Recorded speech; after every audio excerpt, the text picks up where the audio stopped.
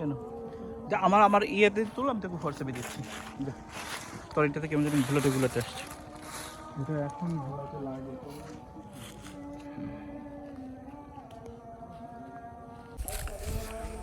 আজকে আমরা বেড়াতে এলাম আমাদের তালপুকুর। এই তালপুকুরটা আপনি যদি দেখেন চতুর্পাশেই তাল গাছ, ঠিক আছে? এই পাশটা পুরোটি তাল গাছ, এদিকটা তাল গাছ, এখানে তালের স্তূপ পড়ে রয়েছে। আমার বন্ধু রাশেদ এখানে তাল গাছটা দেখতে আসছে, আমাকে নিয়ে আসছে, যদি ওর নানার বাড়ি এখানে, তালপুকুরটা দেখাতে নিয়ে আসছে।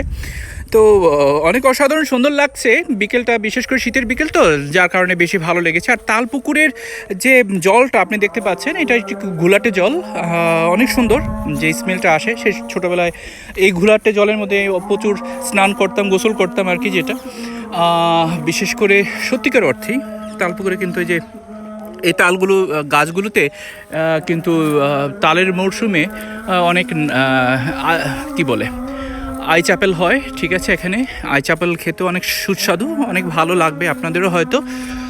যাই হোক, বাই দ্য ওয়ে, অনেকদিন পরে এরকম একটা বড় তালপুকুর দেখে ভালো লাগলো। সবাই ভালো থাকবেন, আপনারা আমাদের তালপুকুরের জন্য দোয়া করবেন যেন সেটা আরও সমৃদ্ধ হতে পারে, ঠিক আছে? মল্লিকা বনে সামনে মনে হয় আরো সুন্দর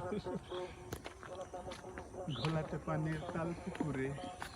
দেখি একটা বড়ের ছবি তুলি। বড়ই গাছ তৈরি করতেছি, মায়ের না দিলে